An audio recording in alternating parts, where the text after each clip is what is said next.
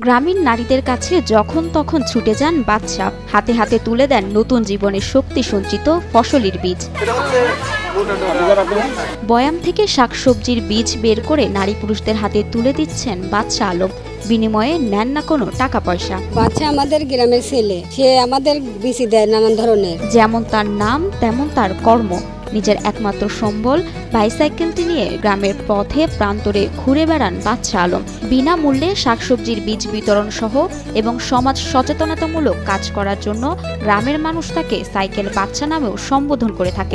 কাম লাগা লাল বিচি, ঢেঁড়সের বিচি, কুমড়োর বিচি, বিভিন্ন ধরনের জিনিসপাতি বাড়ি বাড়ি দেয়। বাদশা ভাই মেলা ধরনের বেশি মিশি আইনা আমাদের দেয়। পঞ্চম শ্রেণী পাশ করা বাদশা শিক্ষা জীবনে বেশি দূর এগুতে না পারলেও এগিয়ে গেছেন মানব সেবায়। কোনো শুভ উদ্যোগ নিতে অর্থবিত্ত নয়, প্রয়োজন মানসিকতার। তারই উজ্জ্বল উদাহরণ বাদশা আলম। আমি আমার পক্ষ থেকে, আমার অবস্থান থেকে আমি দেশ এবং মানুষের জন্য কিছু করতে পেরে নিজেকে গর্ববোধ করি।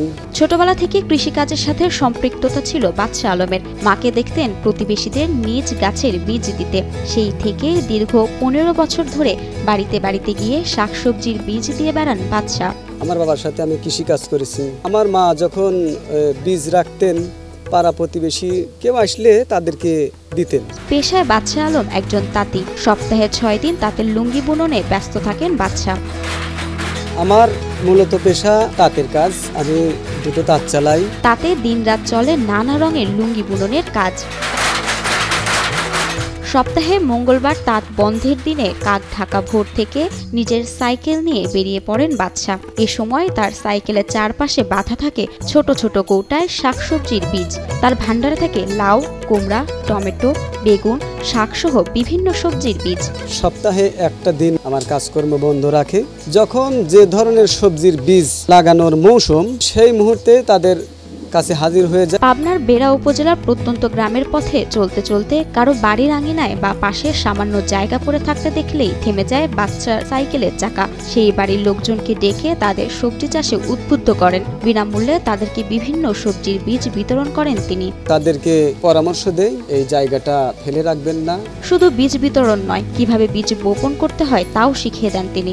পাশাপাশি কারো কোনো গাছের সমস্যা হলে সেটারও দেখভাল করেন তিনি নিজেই। এভাবেই নিজ উদ্যোগ আর পরিশ্রমে গ্রামের প্রতি ইঞ্চি প্রতিত জমিকে আবাদ উপযোগী করে তুলেছেন বাদশা আলম। প্রত্যেক মৌসুমে উনি আমাদেরকে বীজ দিয়ে থাকে। আমরা সে বীজ থেকে অনেক ফসল পাই। সে ফসল আমরাও খাই এবং পাড়া প্রতিবেশী তাদেরকে আমরা ফসল দেই।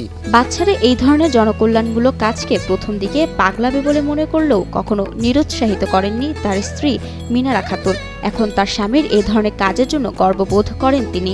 যে গ্রামের মানুষ সবাই না তোমাকে বলে যে তুমি একটা পাগল। আচ্ছা পাগল বলে বলুক, তাতে আমার কোনো যায় আসে না। আমি বলেছি আচ্ছা তুমি করতে থাকো, আমার কোনো সমস্যা নাই। তাঁতের লুঙ্গি বুনন করে তা হাটে বিক্রি করে দিনে আয় করেন 200 থেকে 250 টাকা। তা দিয়ে স্ত্রী ও 3 সন্তান নিয়ে কোনোভাবে কেটে যায় তার জীবন। আমার প্রতিদিনের আয় কর্ম, আমি 200 থেকে 250 টাকা আমি কাজ করি। আমার স্ত্রীর সহযোগিতায় আমি আজ 15-16 বছর এই বীজটা দিচ্ছি।